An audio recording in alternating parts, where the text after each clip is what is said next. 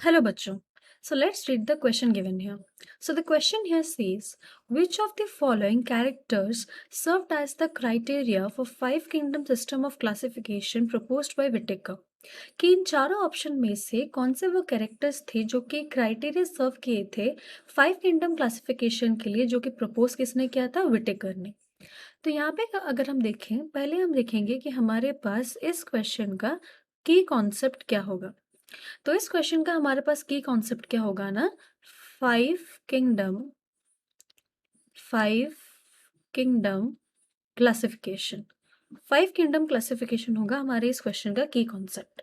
तो अगर हम देखें, अगर विटेकर ने ये फाइव किंगडम क्लासिफिकेशन प्रपोज किया होगा तो इसके कुछ ऑफ कोर्स बेसिक रूल्स रहे होंगे या फिर क्राइटेरिया रहा होगा।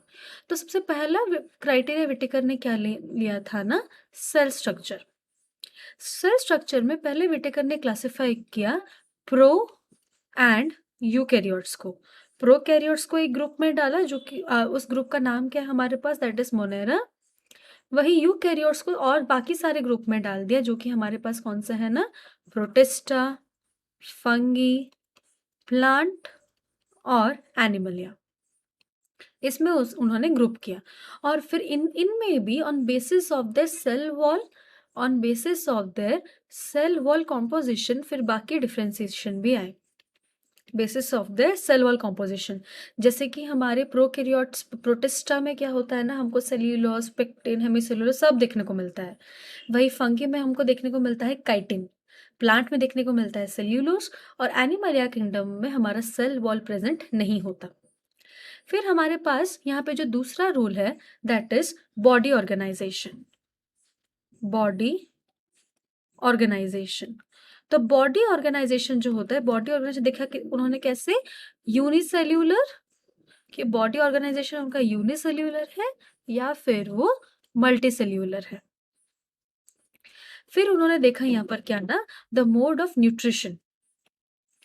नेक्स्ट उनके पास क्या था, द क्राइटेरिया, कि वो किस तरह से अपना न्यूट्रिशन को डिराइव करते हैं। और उन्होंने वेरियस टाइप ऑफ न्यूट्रिशन देखा, जैसे कि ऑटोट्रॉफिक ऑर्गेनिजम्स, ऑटोट्रॉफी। फिर आता है हेटेरोट्रॉफिक।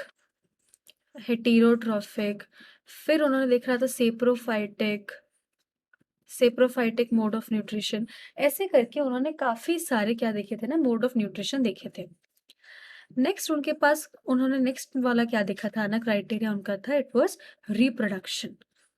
तो रिप्रोडक्शन में उन्होंने क्या देखा था ना, कि वो रिप्रोडक्शन वेजिटेटिव होता है, जैसे कि प्लांट्स में मोस्टली हमको वेजिटेटिव देखने मिलता है, या फिर एसेक्सुअल होता है या फिर सेक्सुअल। फिर उनके पास वो लास्ट क्राइटेरिया वहां पे क्या था ना, लास्ट क्राइटेरिया वाज फाइलोजेनी। जो पर्टिकुलर ऑर्गेनिज्म उसके पर्टिकुलर फॉसिल रिकॉर्ड के साथ मैच करता था, उसको वैसे ही वो ग्रुप करते जा रहे थे। तो हमने यहाँ पे क्या देख लिया ना, कि विटेकर ने कौन से क्राइटेरिया चूज किए थे। पहला था सेल स्ट्रक्चर, फिर था body organisation, mode of nutrition, reproduction और फाइलोजेनी।